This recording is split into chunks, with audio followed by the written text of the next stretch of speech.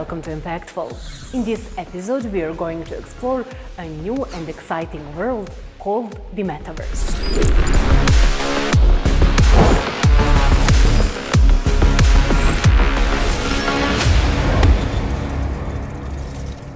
Our guest is Eve Logunova. Welcome, Eve, and thank you for your time. Branislav, thank you for having me here. I am very keen to share my experience with everyone who is interested to learn more about how to take steps into this fantastic, amazing, with AI in the center of the amazing word, industry and sphere. The Metaverse, VR technologies, avatars. We hear these terms a lot. Eve, can you explain what the Metaverse is and what we can do there? We've been living through digital revolution and evolution for the progressively last decade. But as we know it since the beginning of industrialization process, and then it took us on the technical journey as well. What has changed is that finally the computers and devices that we're using are strong enough and powerful enough to do more than just calling, sending text messages. You can bring the whole world into the virtual space, having replicas of Bahamas and Fiji Islands and some cultural festivals and artifacts. You can have replicas of people, they're digital twins, and that's the term that's usually used for these replicas, where Branislava appears an avatar and looks exactly like Branislava, walking around and talking to people and hosting her events. And you can have replicas of products. There is, clothes items, t-shirts, accessories like bags. So you can, without going into a shop and finding and searching for that physical item, you can just find the 3D version as an avatar, flip it around, change colors, play with it, test it, and experience it.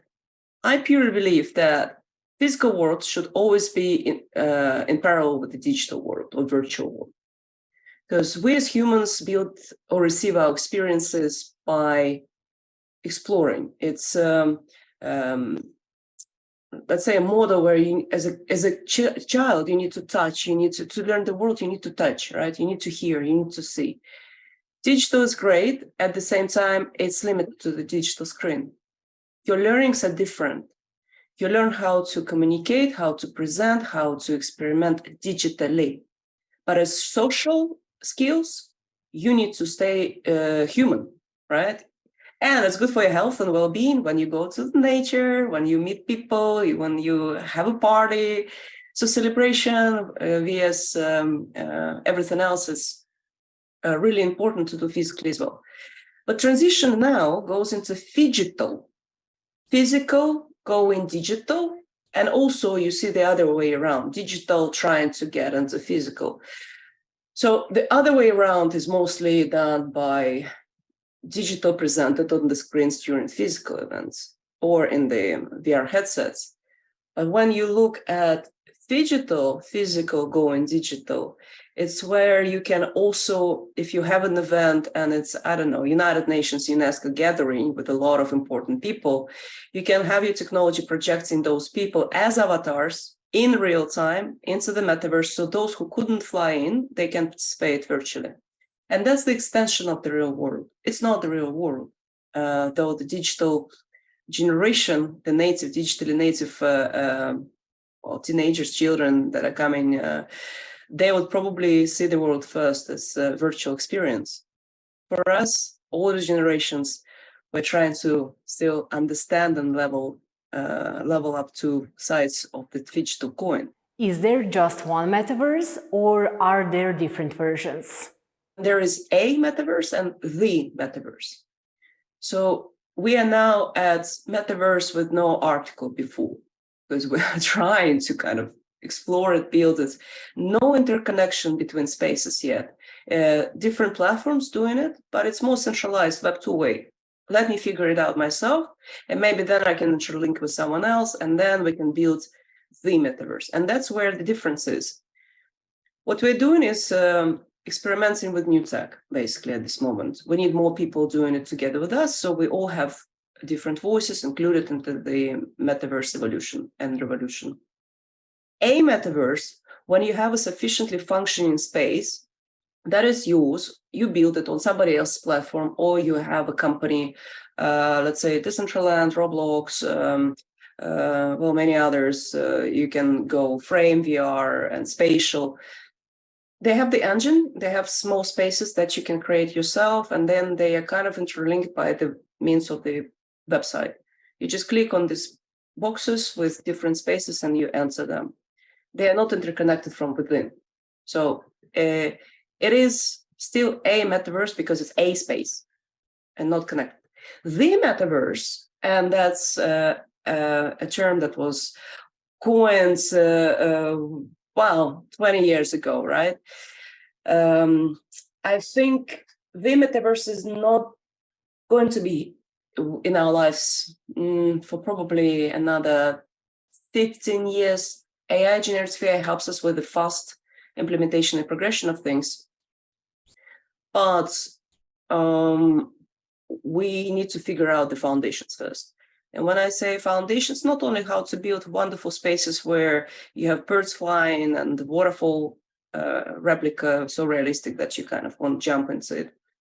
You need to figure out, how do you collect data? How do you make a data private, the privacy of data GDPR compliant in this case? How do you protect your digital assets and digital identities of people? Cybersecurity applies. How do you enable interactions that people find each other easier? How do you enable their creativity so they easily create and experiment and innovate? And how do you support businesses growing through that community interaction with showcasing their digital twin solutions, products, and creating that virtual economy that we're all focusing on? And that takes years. 2040, let's hope by then we have something decent to start working on the metaverse. Yeah, it takes time with any innovation. So I hope I answered your question. Just let me know what else you want to clarify for your audience. I'm here. In this online world, we have avatars that represent us. How do we go about creating them? What are the first steps? Speaking of avatars, as you appear in the virtual dimension as an avatar, you create that replica of yourself. Well, nowadays you can also create a replica of someone else, and it becomes super scary. And let me take you through the steps of also risks and opportunities with that. So there are various companies who've been trying to figure out how to make humans look human in the digital virtual dimension. Companies like Ready Player Me, Unreal Engine with their meta-human capabilities, and many others, NVIDIA and so on, they all experimented and launched their businesses and features regarding that. Just, let's say recently, within the past 5 years, we would see progression with avatars. Now, there are many more coming along. There are avatars that you lead, like in a game. Imagine you want to attend a conference. It's in a metaverse space, and you first need to create your avatar, your eyes, okay. You don't have to be exactly yourself. Maybe it's the person you imagine yourself to be. So you have this, I don't know, unicorn looks and big flashy eyes, whoever you want to be. Everyone is welcome. And digital identity is not on the surface. It's actually the identity that you have within yourself first. So you can come out if you're LGBTQIA and you were scared to do it in physical world, but you can have a test ground to just come out and see how people respond. I tell you that. They won't discriminate because everyone's so different. Some can be cats and some other forms of animals just passing by. Some can be in avatar shape of transformers. Some can be as human.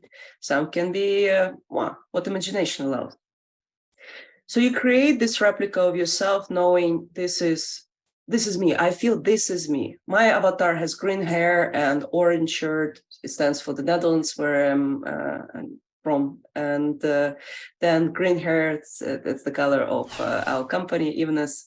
I have also mustache, most cases. Because I believe in fluent identity, I identified as a citizen of the world. I want to relate to many people.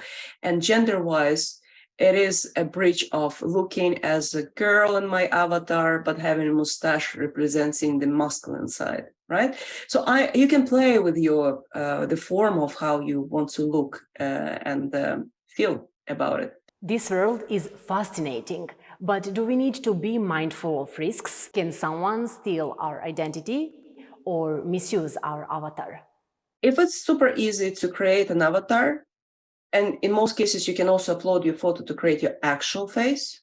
So Branislava, you appear with your curly hair and your face, and great, that's you. As per my understanding, you need to have secure identities, digital, registered on blockchain, Web3, the transparency layer, with your image associated to that avatar, saying only this is Branislava.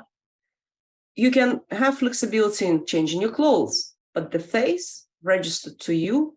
And if someone tries to upload the photo that is associated with your profile registered on blockchain, supposed to be somewhere in the system a flagging issue, a flagging concern, saying like, "Are you sure this is you?" Request is sent to the registered identity of Branislava in this case, saying, "Are you creating a new avatar? Because someone is trying to upload your photo to that avatar presenting you." So then you can step in. It could be done automatically if we figure it out. It's not done this way yet, but with artificial intelligence, you can seamlessly enable this flagging, risk taken care of, and notification sent to you that someone is trying. You developed Evenness. Can you tell us more about this project and its purpose in the metaverse? In 2020, while running an accelerator for women in AI, it was right like months before the pandemic started, I realized that the participants are coming from different countries and continents. How do I bring them together to make it interactive, to showcase solutions, to make them experiment, participate in hackathons? Zoom is fine, but it's just flat. There is no interaction. It's look at each other and talk. And if it's a long event, you get bored eventually. So gamification played a key role, as well as in-person experience done virtually. And that is Metaverse, not the hype. Last year, it was all about Metaverse because Mark Zuckerberg said that, and Mark Zuckerberg said this. Yes, okay, people are talking about it. But Metaverse, in a nutshell, it's not a hype. It's a tool. It's a tool that brings people together. And once you figure out how to apply that ethical AI for the Metaverse that brings people together and support them in their learning, in their development work, building something awesome, finding each other in this world, that's when you unlock the power of Metaverse. Not just talking about VR headsets and just, I don't know, some kind of epic form of infrastructure. It's all great. But if people cannot access it, cannot buy it, cannot use it, health profiles are different, then what you're doing, it doesn't mean a thing. So how do we bring people together? This is my mission with my team at Evenness. That's how Evenness was launched in 2020, with an idea to unleash the power of sustainable, accessible, inclusive innovation. And as an infrastructure provider, we are now building our own platforms to bring people together and make them successful in their choice of career, of life, and just help them meeting each other, because you cannot just bump into, like, Branislav, you're in a different country. We would never meet unless you reach out. And then what if you would passing by in the Metaverse and I say, "Hey, who are you? I don't know you." And we start talking. That's spontaneous opportunity to meet and broaden your network. How can we make more people interested in the metaverse? My whole belief was democratization of knowledge starts with making people excited about the topic. And the way you make them excited is by understanding the value. You can scare them. So Black Mirror, if you watch on Netflix, pretty scary what they show about AI. But you can also excite them, showing the better side of artificial intelligence. And we as humans are trying to figure out how to not only prevent the risks, but how to live in this unity with the machines. How can we become friendlier and better towards each other, where the machines help us humans to become better? Therefore, AI with its ethical form, ethical AI applications, that's what I purely believe in. Not just AI or generative AI or this and that AI, but ethical. Once you figure that out in your algorithms, in your applications, you enable so many more people to jump into the field of technology, to become successful, to expand their careers. And there are various tools how you can learn. Self-mode is just there, click a button to go on YouTube to take all these courses that are available across platforms. I think, driven by learning, that mindset that I have, I strongly recommend people to take a step and be just pushing their own boundaries. What can I do? What can I explore? How can I do that? We know that not everyone finds it easy to use the metaverse or AI. Can you tell us how we might make these technologies easier for more people to use? So there are different ways of accessibility. Accessible across devices, so people can access it on their iPhone, Android phone, laptop, desktop, in VR headset. Then there is accessibility. People can access it even their internet is slow, their device is not modern. It's like the previous generation of technology. How can we enable that? That's where AI, decentralized architecture, federated learning, all these models step in to make sure that's possible. It's still a complicated process, but it's possible. And then there's accessibility regarding health profiles. So we've set ourselves on a mission to help humanity become better, more respectful, more inclusive, more doing things more sustainably and accessible. And I'm sure that the time is now for everyone to reconsider their models of doing things, their behaviors. Because it's easy to join the hype, get investors' money and spend it to justify the return on investment and just say, I exited, I am rich, I can become an investor myself, I'll find another one who does the same for me, but there is no impact.